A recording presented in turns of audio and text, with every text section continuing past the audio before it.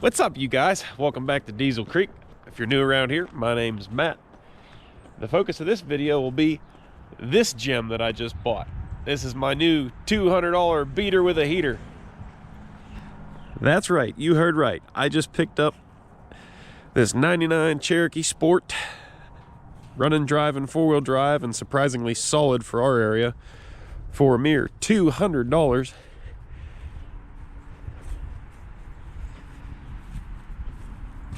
Some deals you just can't pass up. Reason I want this thing is for a good winter vehicle, good little beater. Maybe that's locked. I gotta show you the inside so you can see the best part. Interior, you know, it's worn, it's torn, it's pretty thrashed, but I've seen much worse. Power everything, so that's nice. Apparently that one doesn't work. Apparently none of those work, actually. Cool. Let's get the key. A little bit of fender rot right here. Gonna have to cut that out. Maybe down here as well. Not too bad for our area, as I said, though. The underside, the unibody and everything is amazingly solid. Looks as though it's been undercoated in its life, and that has tremendously helped, because it is probably one of the most solid ones I've seen in our area.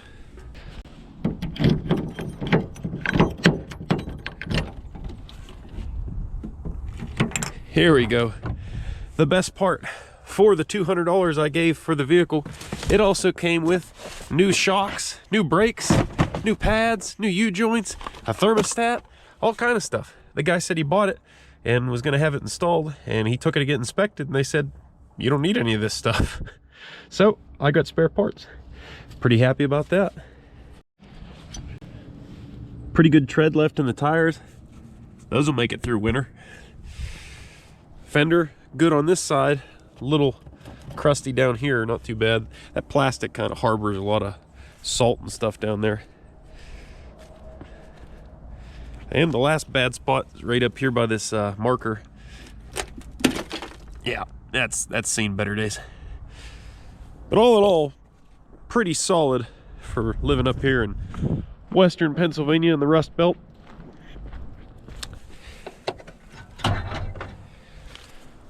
Under the hood here, we've got Jeep's tried and true inline 6-cylinder 4-liter engine, which, if you do some Googling on, has some great reviews. Everybody loves this thing. But this one has some problems. That's why we got it so cheap. This baby is even inspected until August of next year. So, here's where the problems start. And the reasons I got it so cheap. Oh yeah. Come on, baby. Oh. Are you kidding me? So I had to walk back down to my place and grab a jump pack there. Buddy's not home, doesn't have any jumper cables either. So luckily it's just a hop, trip, and a roll down to my place. And yeah, let's get this thing cranked up for you. Oh!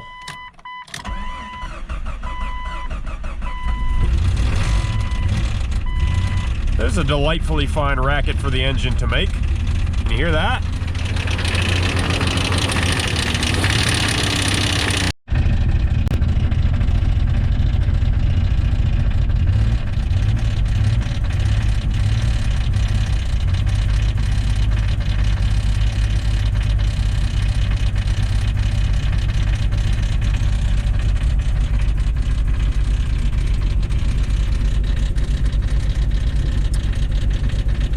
about these mirrors Jeep's got going for him.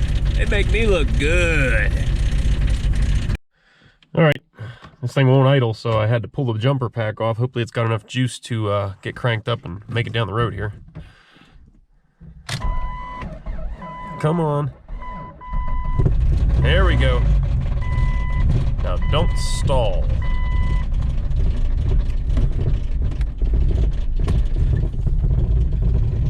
Oh, boys.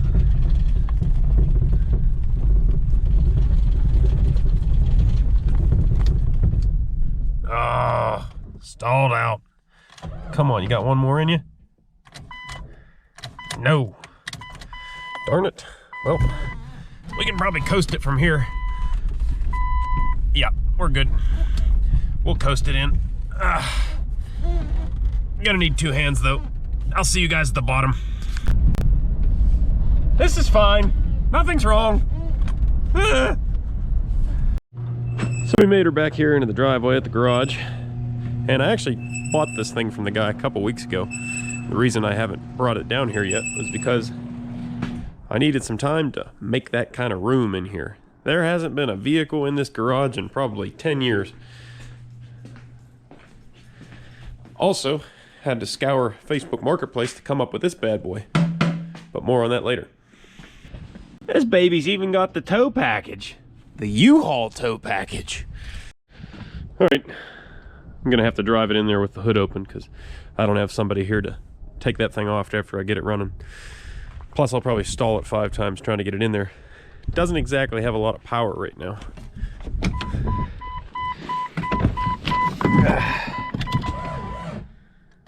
Oh, maybe the engine's just locking up. That's a possibility. Well, you might have to use old Forky here to get it in there.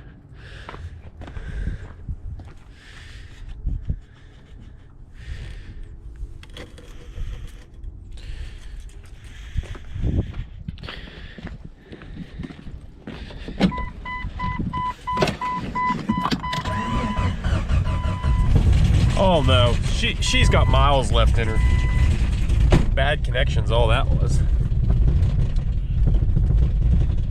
Dialing up some reverse. Come on, reverse. Oh yeah, we got reverse.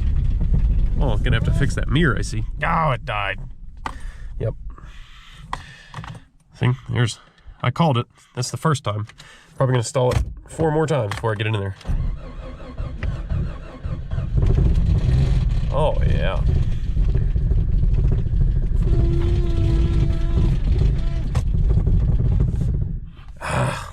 It's 2.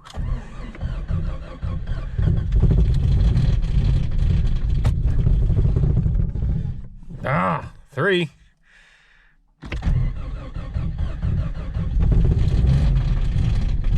Might have been under on my guesstimate here. Yeah, definitely, because there's 4.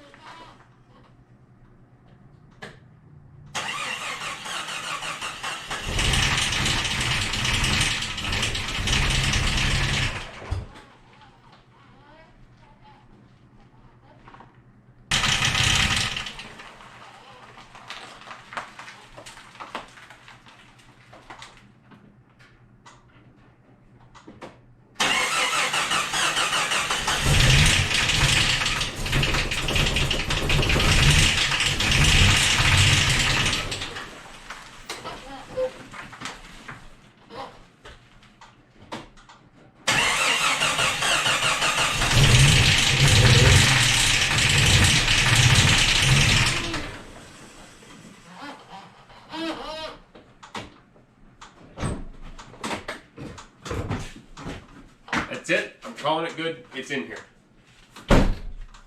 That was tougher than expected. I actually test drove this thing a couple weeks ago when it was warmer, and I mean, I just drove it across his yard and turned it around. I didn't really go anywhere with it, but I was able to do that without stalling it. So, yeah, engine problems, not getting any better. These Jeep guys act like these things all heal themselves. I don't know. Alrighty, with this baby pulled in the garage here, we can really go through and do a thorough checking of what's all really wrong with it.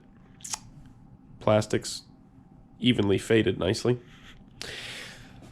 Paint's got the clear coat coming off of it in about 1,000 different spots. Not too worried about that. No, you don't need clear coat. These lovely decals, I can't tell if they were supposed to be faded from the factory or if they're just faded ugly or what. The rot I showed you guys already, not too bad. This mirror, somebody's done a lovely job of electrical taping it back together. It's all cracked up, so we'll get that off of there. What else? There's a ton of surface rust coming through on the roof, so that's going to get a light DA probably, and shot coat black or something. Just something quick and dirty and easy. Keep it from rusting more. So driver's side rear door is good. Driver's side front door, not so good. See how much slop is in this thing? So there's a ton of play in the hinges down here, and that translated to the latch not lining up, I'm sure, and then slamming the door busted the latch out. I know the lighting's not the best in here. Not sure what's going on with power locks, but some of the windows work. I have played with them a bit.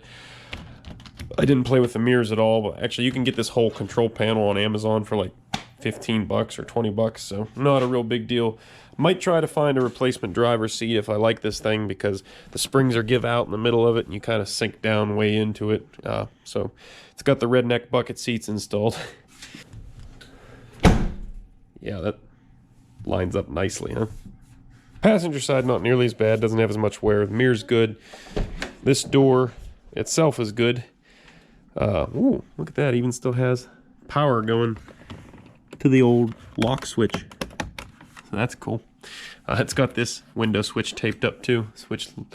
The guy told me this window's bad. I can see he's got like little wooden wedges in here holding it up, so probably needs a window motor, or it's just popped out of track or something. We'll have to rip the door panel off and get into that.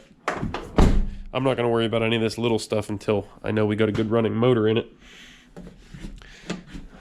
This one here, I don't know if it's just locked or doesn't work or what. There we go. There we go. Yeah, this door seems to work all right. A little stiff. Everything's real stiff. Well, need a lot of WD-40 going to go into this vehicle. And the lighting over here is just atrocious, is it not? Out of all the things I mentioned wrong with this vehicle, I'm pretty sure the one that drives me nuts the most is the headliner. Oh, this thing is sagging down from everywhere. I don't think there's any spots of it that are actually held on anymore, except for right above the rear view mirror. So if it all works out with this thing, we're going to have to pull the headliner out and re-glue it, because that will drive me nuts. Well, I'm glad I made the time to clean the garage out and get all the stuff out. I have the forklift sitting outside, but I'm glad I made arrangements to do this in here, because I didn't want to freeze my tuchus off outside. It's pretty chilly. Yanking a motor out in the gravel is never fun, let alone when it's below freezing.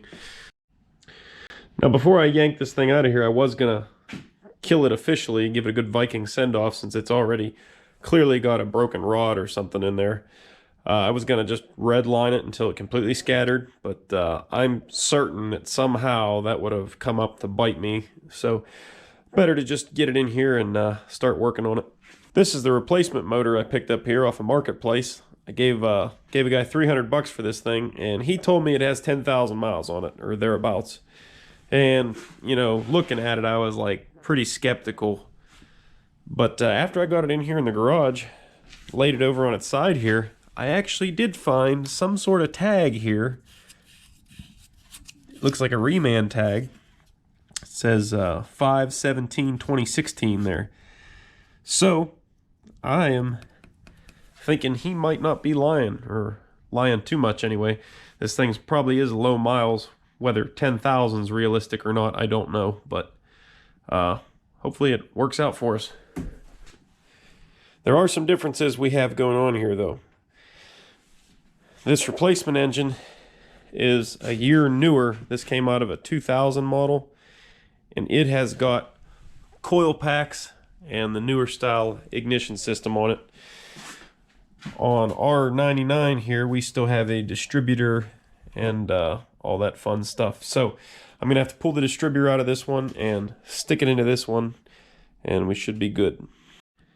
It may be possible for someone that's a lot more familiar with these Jeeps to convert this one to have the coil pack system on it, but I'm sure there's a lot of wiring issues there and probably computer issues as well. So it's a lot easier to just stick with a stock ignition. There's really nothing wrong with this. It's a little antiquated these days, but still works just fine. The other great thing about this replacement engine I bought is the vehicle was originally equipped with AC, but they have bought an AC dummy plate here to take the place of the AC compressor. Obviously the compressor went bad or something. For some reason they didn't feel like fixing the AC, so they just got rid of it. This one has a compressor on it, a complete compressor. So the rest of the system's still there. I should be able to just get some lines and we should be good to go. Then we'll have a beater with a heater and AC.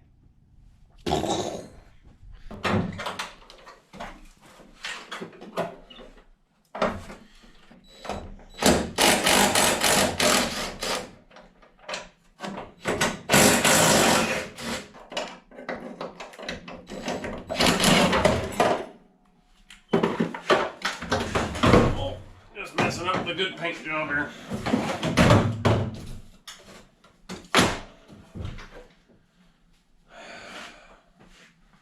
This is going well.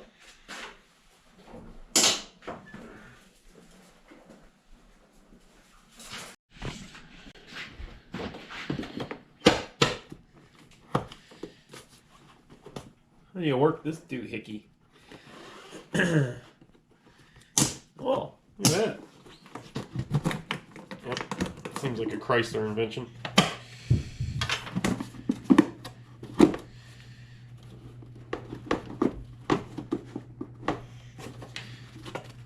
Well, I'll be.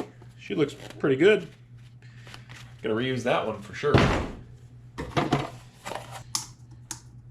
lot of people ask when I'm doing in-depth mechanical work, how do I remember where everything goes or know how it goes together? A lot of it is helpful if you're the one that took it apart. If you're the one that took it apart, it kind of burns it into your mind, first of all. Second of all, I'm methodical about the way I take things apart. I will put all the fasteners back where they belong, or like in this air box, I'll just leave the fasteners in the air box, put the lid on it, and that way when I go to reinstall it, I know all the fasteners that hold it in are inside of it. So stuff like that helps a lot.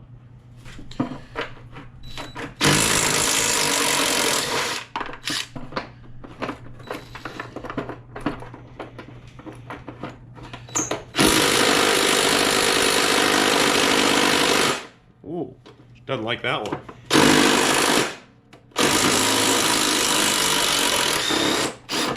It came.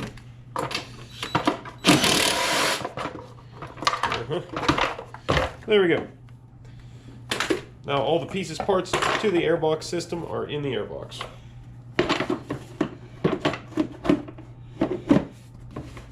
Here's looking at our throttle body. You can see where my finger touched it there and smudged all the oil on it. But then go ahead and look down inside of it. Nothing but oil up in there. That is nasty looking. Just a whole pool of oil. So something wrong. So this is December 8th as I'm recording this. It's getting close to ho-ho time. Let me know down in the comments what you guys are asking for Christmas. I haven't decided what I'm asking for yet. Doesn't matter. I won't get what I'm asking for anyway. It'd be like a sawmill or a new excavator, something like that. Yeah, we'll get this guy on charge in the meantime. Okay, I'm not one of these die-hard Jeep guys that knows exactly which steps have to come in order to get everything out with the least amount of work. So, looks to me like we're not going to have enough clearance to get the engine up and out. We're going to have to take off this whole front clip and the radiator and all that. So, I'm going to start working on that, and then we're going to disconnect all our wires and hoses going to the engine, and I'll climb under, get our bell housing bolts and starter and 2 engine mounts, and we should be picking her out of there.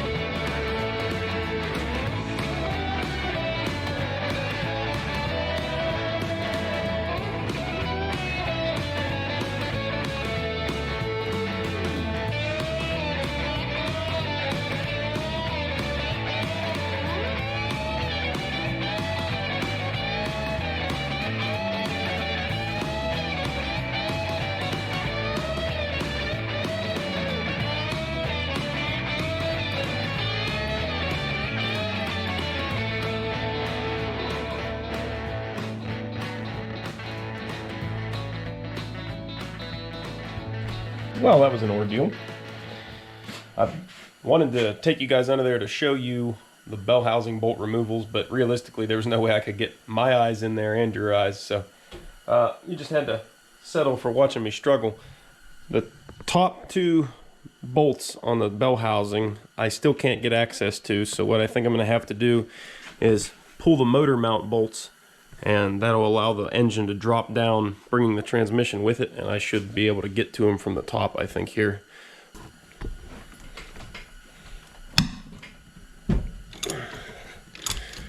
Ow!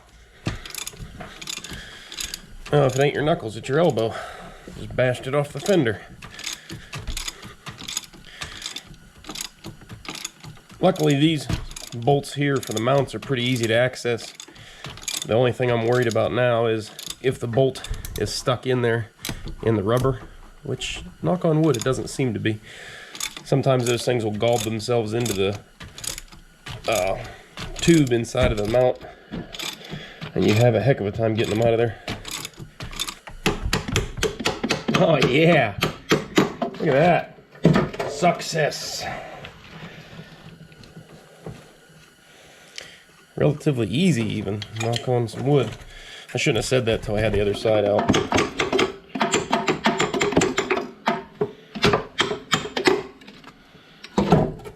Well, I better stop because I just remembered I don't have anything to hold the motor, so if I pull both bolts out, it's just going to fall down. We don't want that.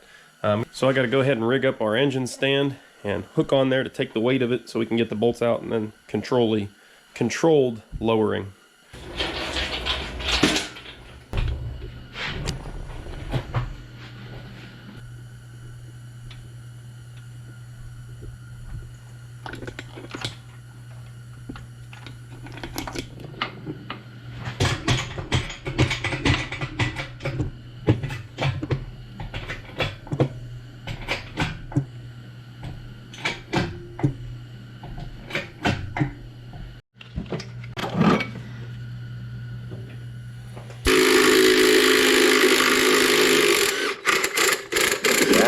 And it even unthreaded. Had quite a bit of bind on it, I guess, from the engine hoist. I had too much pressure on her. All right, now the engine should lower down a bit, and I should be able to get to those transmission bolts I can't get to. Ooh, that didn't sound good. What was that? Oh, no, it wasn't real good. Ah.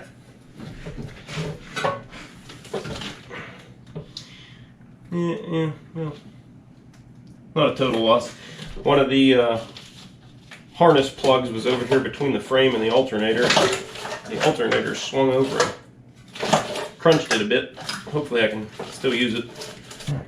Come down easy again.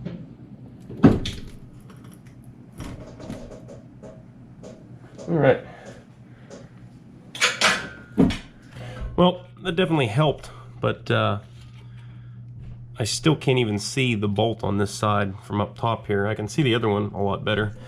Might be able to get it, but we'll see what it looks like underneath there. Oh yeah. Oh yeah. Can you see it? Can I even get you in there? Can you see that bolt head down there? Look at that, right there. Right there. I got it out. I got it out. I was getting ready to wheel this piece of crap back outside and blow it up. That was so frustrating. I ended up having to pull the transmission cross member and lower it down along with the engine to get the engine to lower down even further than what I did originally. And the reason it fought me so much was because I didn't have the proper set of inverted Torx bits to start with. I needed an E12 and I didn't have one, so I found that a 3/8 12-point socket would fit on it and figured, I'll give it a shot, and ended up just mangling the head of that bolt. And that's what the big fight was, trying to drive the proper socket back on there now that I had kind of rounded it. So if my calculations are correct, it's time to test the tensile strength of everything I forgot to disconnect.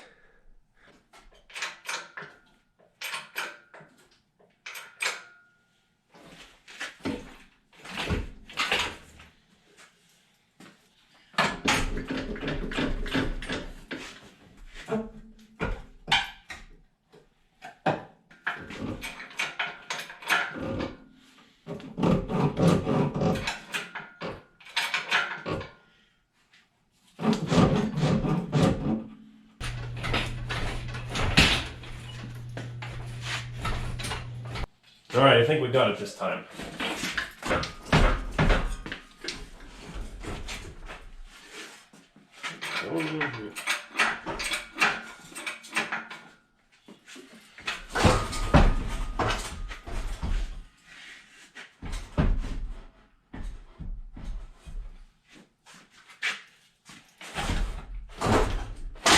There we go.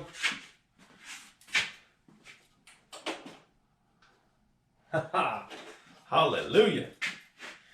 We are free, it looks like.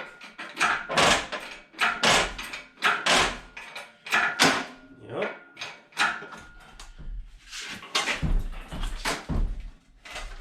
Oh yeah. Oh yeah, nothing to it, huh?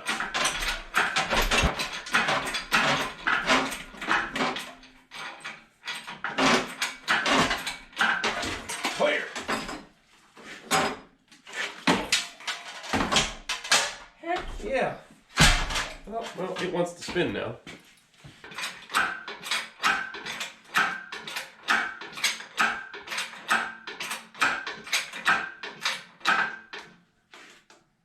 Oh yeah. Come on back, Bessie. Well, I can't wait till I build a big shop. Cannot wait. Shoo, buddy. Boy, am I glad that thing's out of there. This thing was fighting me like crazy. I love working on heavy equipment, but I hate working on cars. I really just do not like it. Like stuff like the auto car, you know, big trucks, that stuff's, it's so much easier to work on. You can get at everything so much easier. It's all American, not this hodgepodge mix of American and metric. It's just a lot nicer and easier to work on. Anyway, so we got this engine up on the lift here, and I'm looking it over, and I already knew that the exhaust manifold on this engine, the original, is different than the one on our replacement here. You can see our replacement comes down into 2 flanges, so it went to dual exhausts, I guess. So we're going to have to take that off and swap it, and might take the original intake with it and just swap, you know, the whole thing over to the replacement engine. But before we bolt it on there, I noticed right down here our exhaust flange where the 2 headers come into one is cracked, if you can see that.